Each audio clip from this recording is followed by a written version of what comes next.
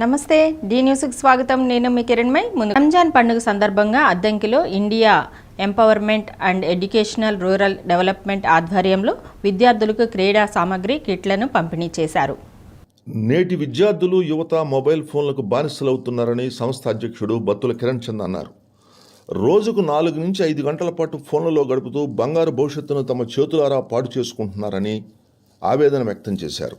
హకీం, రాంబాబు, వికాస్, అబ్దుల్, రహీం, మహమ్మద్ ఇమ్రాన్, సయ్యద్ ఫర్హాన్, షేక్ సల్మాన్, మహమ్మద్ రఫీ, అబ్దుల్ ఖాదర్, షేక్ బషీర్, మహమ్మద్ ఆసిఫ్, సయ్యద్ నసీర్, షేక్ దావేద్ తదితరులు పాల్గొన్నారు.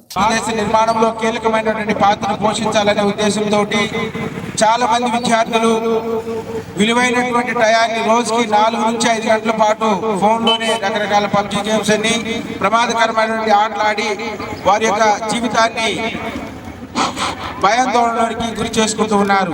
ఆటల్లో ఉన్నటువంటివి క్రూరంగా మనస్తత్వం తయారవుతుంది. ఇటీవల నేను ఒక గ్రామానికి వెళ్ళినప్పుడు 10 మంది పిల్లలు కూర్చొని, మేము చిన్నప్పుడైతే 10 మంది పిల్లలు కూర్చొని గోళీలు ఆటో లేదా బెచ్చాల ఆటో లేదా క్రికెట్ ఆటో లేదా వాలీబాల్ ఆటో ఏదో ఇస్తున్నాం కదా. క్రికెట్ బ్యాట్లు, స్టెంప్స్, తర్వాత వాలీబాల్స్, త్రో బాల్స్ ఇస్తున్నాం కదా. ఈ బాల్స్ ఇస్తున్నాం కదా, నీకు ఏమనిపించింది? సంతోషంగా ఉందా, బాధగా ఉందా? సంతోషంగా ఉంది. ఎందుకు సంతోషంగా ఉంది? మామూలుగా ఇవన్నీ మీరు కొనుక్కోవాలంటే చాలా మంది పిల్లలు డబ్బులు విడివిడి వేసుకొని కొనుక్కోవాలా. కానీ ఇవన్నీ మేము ఫ్రీగానే ఇస్తున్నాం కదా మీకు. బాగా రోజు అందరూ కూడా సాయంత్రం టైంలో బాగా ఆడుకొని శారీరకంగా మానసికంగా బాగా దృఢంగా ఉండాలి. ఫోన్లో ఎప్పుడు కూడా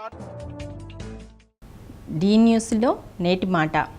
ఏడుపు, నవ్వు జీవితంలో విచిత్రమైనవి. అందరిలో ఏడిస్తే నాటకం అనుకుంటారు, ఒక్కరమే నవ్వుకుంటే పిచ్చి అనుకుంటారు.